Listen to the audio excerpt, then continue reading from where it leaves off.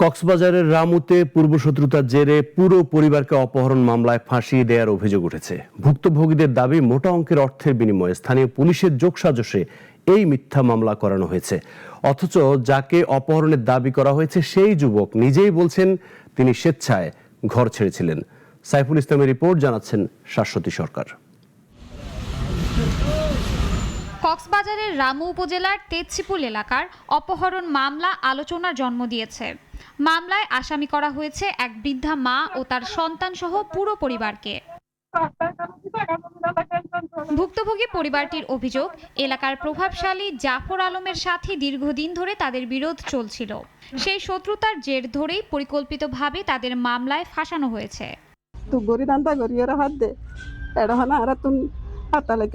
সম্পত্তি নাই গছি টাংতাকে এবার নির্যাতন করলে পুলিশ আদালত যাই। আমার মারে দিছে, আমার ভাই বোনরে দিছে, আমাকে দিছে, আমার ভাইকে দিছে। আমার জায়গার বিষয় নিয়ে কথা ছিল, ওরা আমাকে অপহরণ করে বলে আমাদের জন্য মামলা দিছে, আমাদেরকে হয়রানি করতেছে।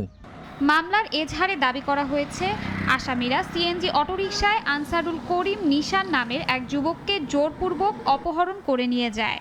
সেই সাথে অপহরণের সময় আলমারি ভেঙে নগদ ৩২ লাখ টাকা লুটে নেওয়ারও দাবি করা হয়েছে এজাহারে। তবে ঘটনার মোড় ঘুরে যায় খোদ তথাকথিত ভিকটিম নিশানের জবানবন্দিতে। অপহরণের নাটক সাজানো হলেও নিশান সামাজিক যোগাযোগ মাধ্যম বা লোকমুখে দাবি করছেন তাকে কেউ অপহরণ করেনি, তিনি স্বেচ্ছায় ঘর ছেড়েছিলেন।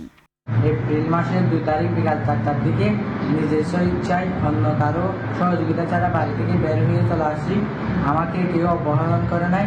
যাদের বিরুদ্ধে অপহরণ মামলা করা হয়েছে অত মামলাটি মিথ্যা।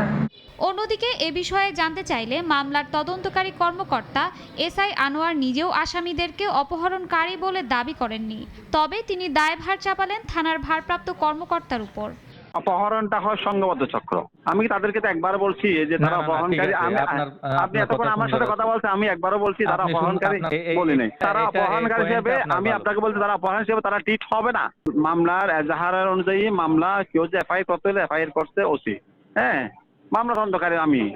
প্রতিপক্ষকে ঘায়েল করতে এমন সাজানো মামলায় জড়ানোর ঘটনাটি তদন্ত করে ব্যবস্থা নেওয়ার দাবি স্থানীয়দের। শাশ্বতী সরকার, নাগরিক।